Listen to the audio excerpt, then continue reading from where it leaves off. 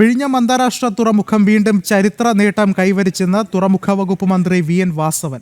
വാണിജ്യ പ്രവർത്തനങ്ങൾ ആരംഭിച്ച് 9 മാസത്തിനുള്ളിൽ 1 ദശലക്ഷം TEU കണ്ടെയ്നർ കൈകാര്യം ചെയ്തുകൊണ്ടാണ് നേട്ടം കൈവരിച്ചത്. വിഴിഞ്ഞം തുറമുഖ ഓഫീസിൽ വെച്ച് കേക്ക് മുറിച്ച ഈയൊരു നേട്ടം ആഘോഷിച്ചു. വിഴിഞ്ഞത്ത് തുറമുഖം പ്രവർത്തനം ആരംഭിച്ച് ചുരുങ്ങിയ കാലം കൊണ്ടാണ് ചരിത്ര നേട്ടം കൈവരിച്ചതെന്ന് മന്ത്രി VN വാസവൻ പറഞ്ഞു. 409 ദിവസം കൊണ്ട് 10 ലക്ഷം കണ്ടെയ്നറുകൾ എന്ന നേട്ടമാണ് വിഴിഞ്ഞം അദാനി ഇന്റർനാഷണൽ തുറമുഖം കൈവരിച്ചത്. വിഴിഞ്ഞം തുറമുഖ ഓഫീസിൽ വെച്ച് നടന്ന ചടങ്ങിൽ കേക്ക് മുറിച്ച് വിജയാഘോഷം നടത്തി.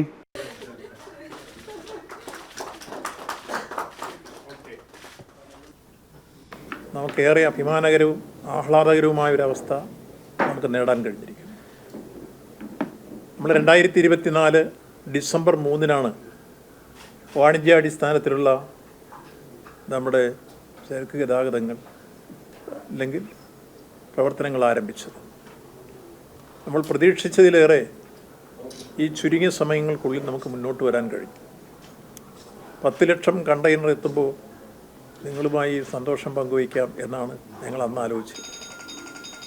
ഇപ്പോൾ 10,12,000 പരം കണ്ടെയ്നറായി ഇന്നത്തെ കൂടിയാവും. ഏതാണ്ട് 460 ഷിപ്പുകളിലായിട്ട് ഇത്രത്തോളം നമുക്ക് നേട്ടം കൈവരിക്കാൻ കഴിഞ്ഞു.